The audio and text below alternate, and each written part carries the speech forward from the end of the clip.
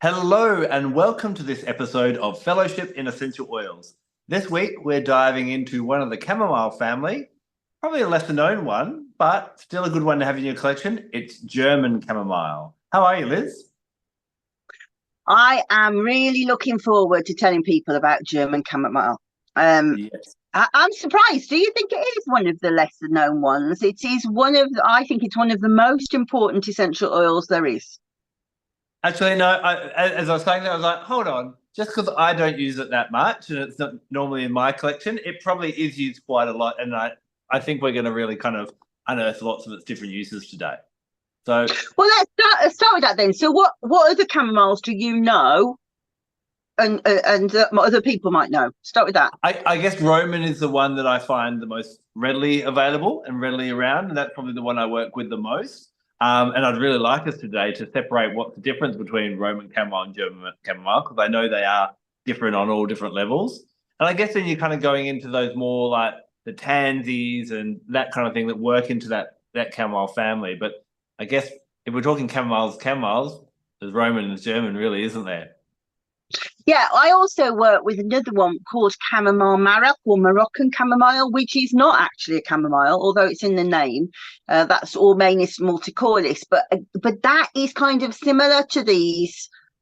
Presumably, it got the name because it acts like a chamomile.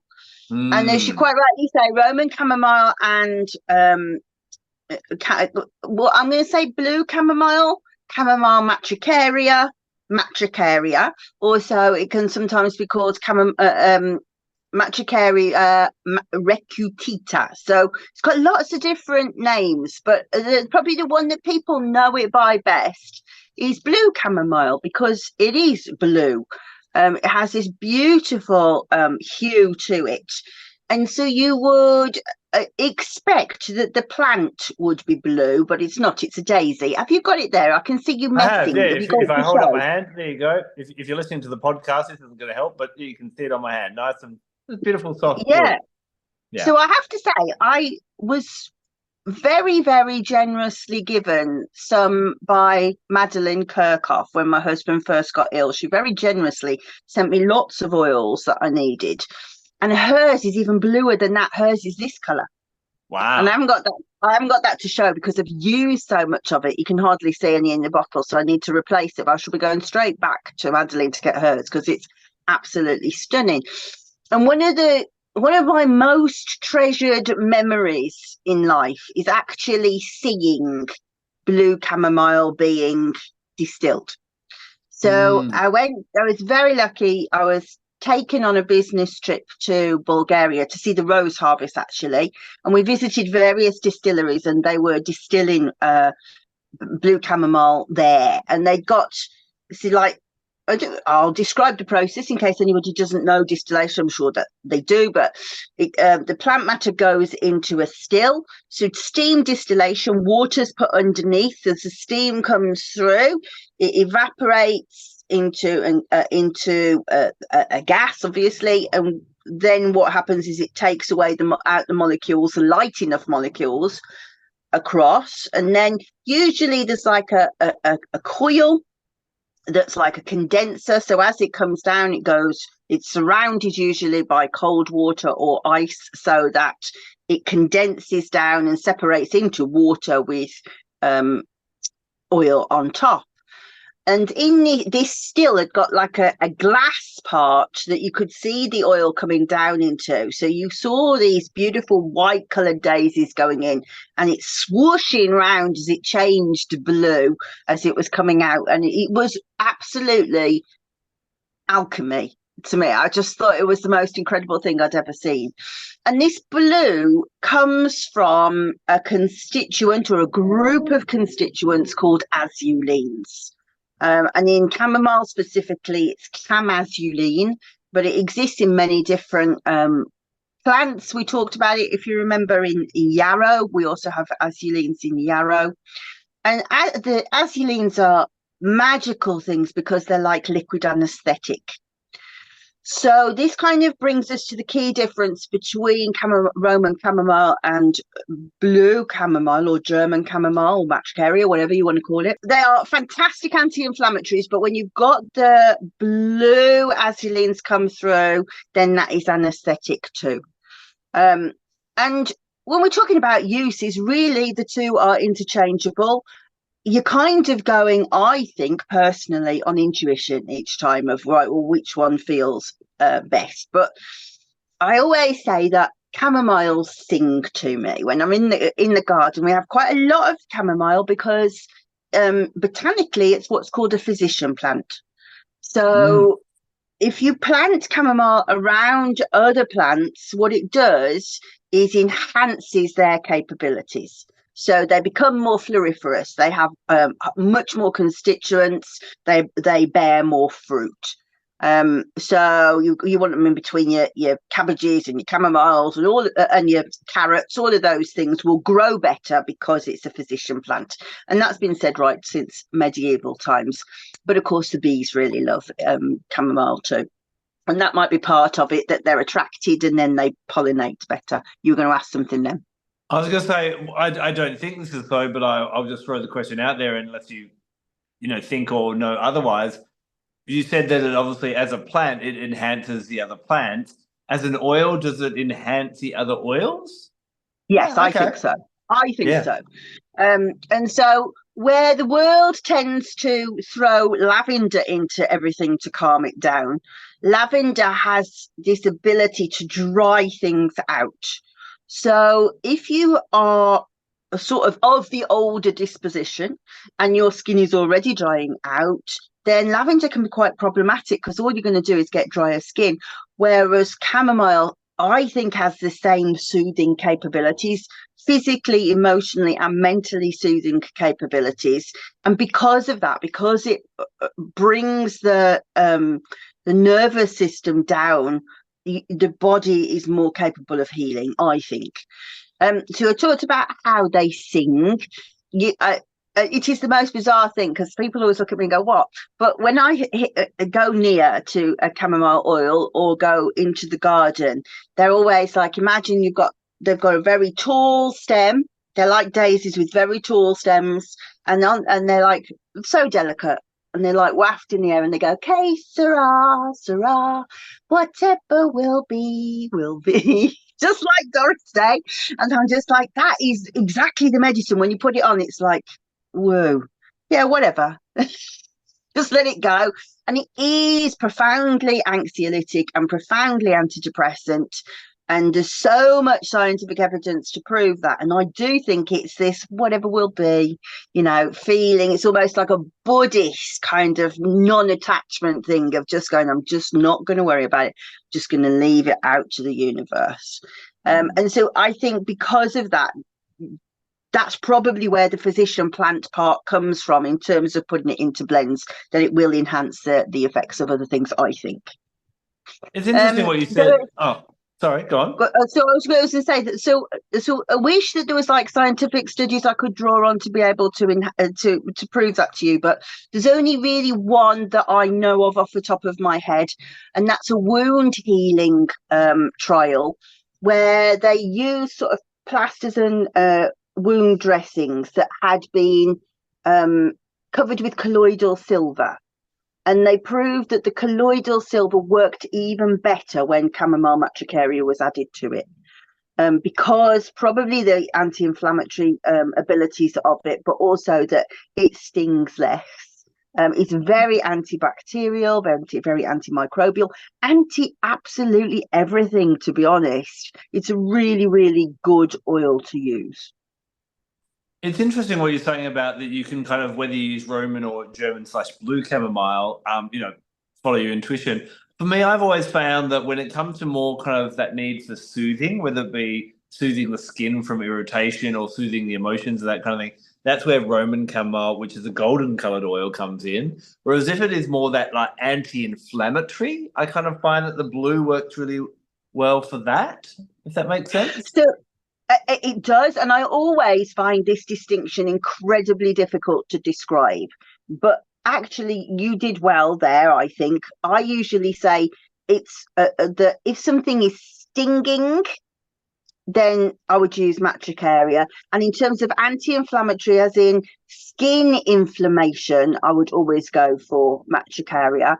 Same applies for like IBS and gastro and colitis and those kind of things. Lots of evidence for how anti-inflammatory it is. But if something like your ankle is swollen, then I would go Roman chamomile over it. But again, that's just years of going. I don't think it's written anywhere, or I think every aromatherapist comes to their own decisions by it. I have seen German chamomile used a lot in kind of muscle kind of rubs and mixes and that kind of thing. You'd find for that kind of injuries of muscles it would work well as well. I couldn't tell you a single time when there would be where it would be wrong to use it, to be honest. It just is a really good healer. It is the physician plant. I think it does everything. So temperature, stings, any of those things, I would always use it. Obviously, being both the chamomiles being quite gentle oils, pretty good on the skin, but still obviously dilution would be needed. Yes. Yeah. And there's like an economical part to that. It is an expensive oil. And so why would you use, the body's not only going to be able to use a certain amount and the rest is going to be used, like thrown away through waste. So yeah, you couldn't overdose on it, but you're really wasting it if you don't dilute it. And also it's so pretty, it of course sends your blend beautifully blue. And particularly if you use it in like a moisturizer for broken skins, for sunburn, for rosacea, you get that beautiful blue, very, very pale blue tinge to your cream, which is just very pleasing, I think. And I think also when you're thinking about, like skincare, especially and when the skin is red, we kind of opposite to red in a way is kind of, that bluish. So it's really nice to kind of counteract that coloring. And that's how I often think of, okay, well, if it's that red, then we probably need the German chamomile in that case. Yeah, and so if you think about it in terms of Ayurvedic doshas, if you think about how Pitta dosha, I am Pitta dosha, I've got the red hair, the very pale skin. Pitta dosha reacts to heat badly. We will always burn. If there's going to be a water infection, it's going to really hurt. If we've got reactive skins in every way. Pitta dosha is reactive. It's like the combination between oil and water. That is exactly what that dosha does. And specifically, chamomile matricaria in India is used to soothe Pitta dosha. So any kind of situation where it is hot, reactive, diarrhea, heartburn, cystitis, painful periods, inflamed tempers, all of those things are Pitta dosha. So in Ayurveda, in all cases, it would be chamomile matricaria they would go for. Interesting. This is a tangent we can go off on another day, but I wonder, looking at the different doshas, whether, it's interesting you said German chamomile is really great for you, and you obviously have a great affection for it. Whereas for me, German chamomile, if someone said you can't have it again, it's a take it or leave it oil for me. And I'd obviously be a different dosha to you. So I wonder whether the oils that support the dosha, we have a natural inclination towards them. Oh, I think that's certainly true. It's certainly true. So I think that also seasonally we go for them. So we'll often, for example, talk about oils for Christmas. Well, they're warming oils, aren't they? Yeah. And Pitta dosha really likes winter because we like to huddle up by the fire. We we get the warmth back in summer. I just hate summer. There's no way that I could live where you live. And so in the summer, I really couldn't use things like cinnamon and clove, but definitely in the winter because I want to pull that dosha up. And likewise, if somebody's Vata dosha, then they would be the same. They would always want to try and get that warmth in. They certainly wouldn't want to it wouldn't gravitate to things like mint or spearmint, because that's cold and the body already feels cold. Yeah, fascinating. Now I'm really interested as well. I was kind of reflecting before we jumped on today to, okay, emotionally, how do you describe the difference between them? And I think for me, if I had to give analogies for the two chamomiles, I find I often personify Roman chamomile as being like a deer, very gentle and delicate. Whereas when it comes to German chamomile, I would say its comforting aspect is more like a weighted blanket in Okay, the way yeah, that I like that. yeah, it seems to Roman chamomile does feel a little bit lighter and more gentle. This is still definitely a soft oil, but it's kind of like a gentle giant in some ways to me. So I would struggle to be able to split between the two for emotional and mental. I think that Roman chamomile and blue chamomile do similarly good jobs.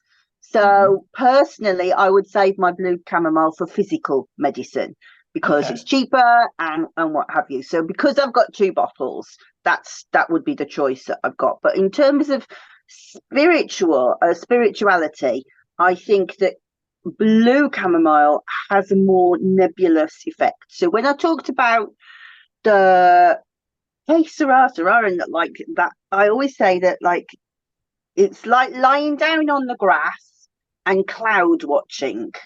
And you know how you kind of suddenly not of this world, it moves you into a different space. Well, blue chamomile can do that. It's like looking at the blue sky. um, and later you'll ask what planet, so I will use that now. So I would say it's very good for Saturn medicine, and I'll explain that. But I definitely think it's Neptunian because it's blue. And anything that's Neptunian is nebulous, it's vague, it's dreamy. And I think that that feeling of being able to lift out of your physical body and just let that deal with the shit. I'm just going off somewhere else. Is very good for anxiety. It's very good for depression. If you were just saying, I want to treat anxiety, depression, I don't think there's anything between it. But if you had somebody who had the abilities to be able to lift out the physical body and remove themselves and go to like a different plane or like an astral journey or something like that, then that's blue chamomile is very good for that kind of stuff. I love what you shared there about Neptune, because I was actually struggling for which planet, and I was like, I'm sure it'll come to me by the end of this conversation, and I think I'm going to agree with you.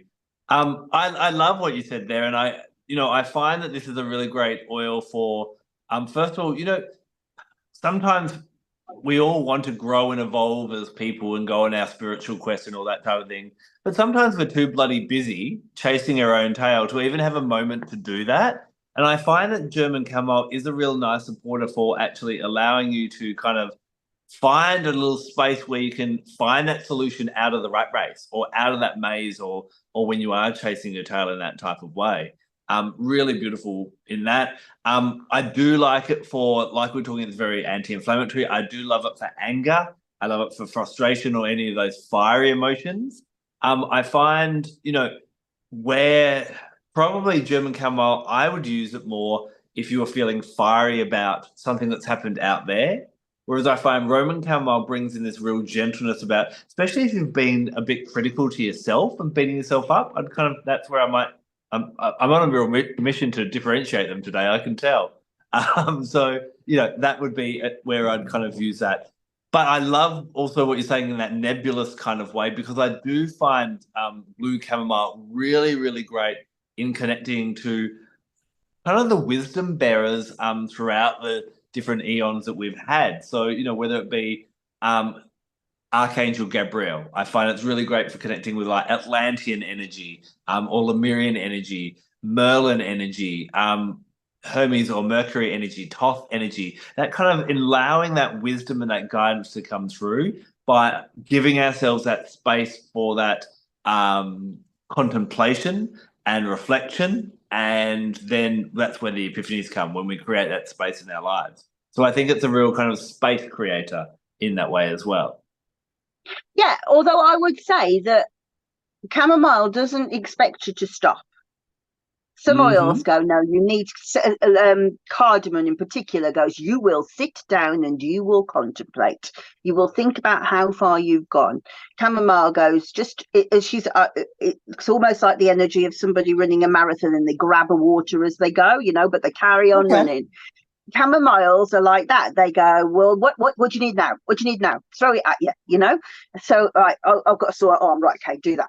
Oh, I can't sleep. Right, okay, let's do that. And you just keep going. You can keep going. And in the same way as like she's in the garden and she's growing and she's going, carrots, what do you need? Right, here, have that butterfly. Cabbage, what do you need? Right, let's get rid of that insect. And she's just like everywhere. And she doesn't want you to stop. And so I do agree that they have those kinds of connections, but if you're looking for an oil to work with long term, to make a long term relationship, you'll struggle because she ain't interested in you long term. Not like Melissa wanted to work with me for 4 years. Chamomile just goes, I'm too busy. Just do it. Oh, yeah. So yeah, she'll open the door for you, but she'll expect you to do the work yourself. Yeah. So we're unlikely to see a German chamomile book come out from you, yeah? Well, no, because I agree that you probably are unlikely to, because that information is really accessible with German chamomile. So even the FDA says you've proven this oil. You've proven everything that Matricaria can do. Traditional medicine has proved it over and over again. I think something like 50% of all drugs on the market now are synthesized. Don't quote this an exact thing, but are synthesized from plant extracts of some description. So they've caught up now. They know what they can do. In terms of Matricaria, they just go, it's pointless us putting restrictions on this anymore. So you can very easily get your hands on information. But also, there's so much out there that would be overwhelming to try and write that book, because there's just so much. But likewise, there's almost like no spiritual stories for me to draw on. There's no archetypes and stuff because it's in the physical body. Yeah, and that was going to be my next question. I'm not aware of many or any, to be honest, any mythological or kind of references to it. It's just working with the physical, I guess. Yeah, I think it is a physical body oil. It definitely knows how to do other things, but its importance is in the physical and the mental, emotional bodies. It's very, very down there. And so, yeah, I think the other thing is maybe there's no need for myths, because I think everybody has always known it in plant medicine. In eons back, all wives knew how to use plants, and just in the same way that you can buy chamomile tea, it's just there, isn't it? It's just there for everybody. There isn't secrets about it. It's just in the public domain and always has been. Yeah. Is this an oil that you would use mainly topically? Yeah, it is actually. I don't think. Well, funny enough, I spilt a bit in a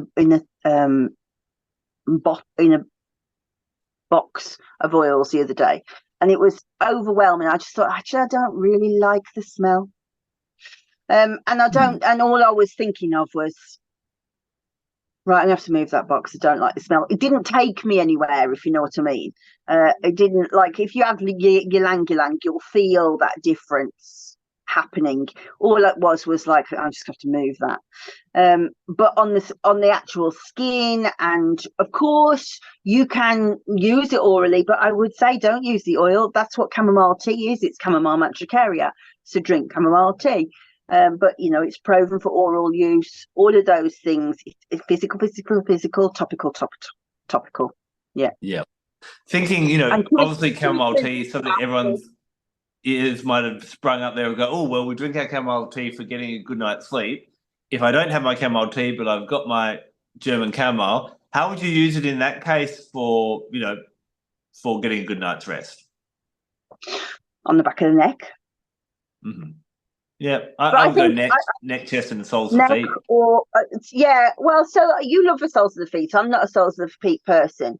To me, this here is the best, is the gateway to the bloodstream. You can see it. So Yeah. just rub it on there. That's it. In.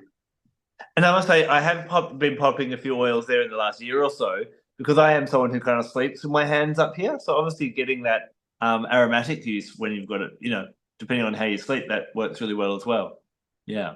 Yeah, and if you've got feet like mine, which are continuously needing attention because I walk around with no shoes on and I go in the bath every single day, then that makes your heels and your feet the skin quite thick.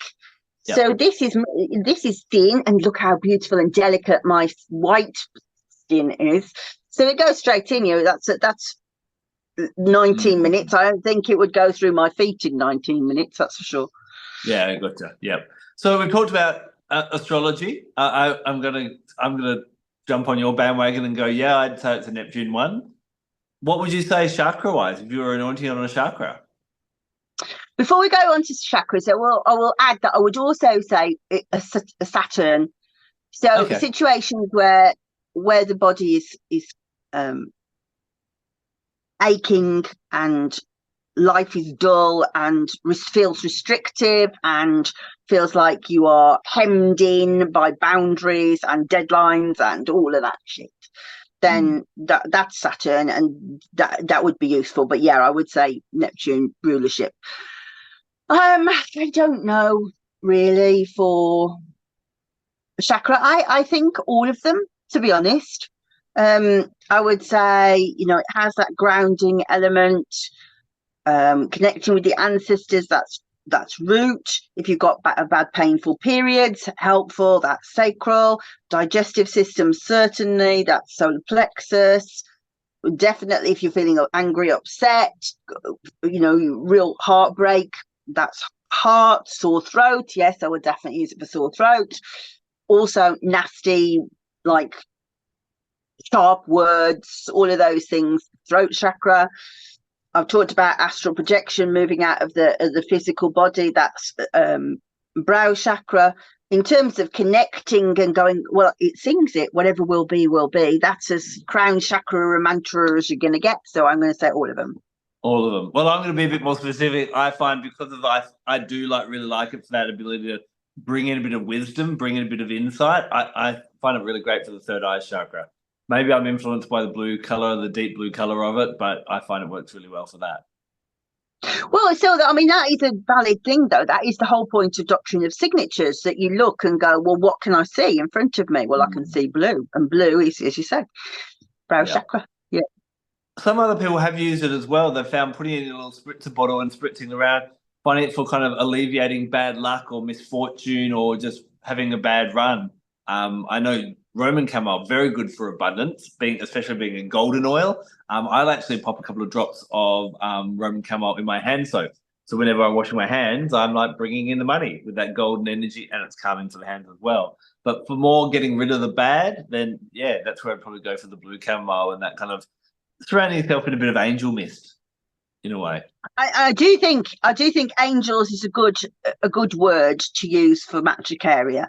And in terms of cleansing the aura, and I intend to do some more detailed work on this particularly for people for working with the aura. But a lot of the whole thing of changing one's look is about moving the negativity out of one's aura. Yeah. And so this idea of cleaning it, and we get this whatever will be, that's a different charge completely to I know bad stuff's coming.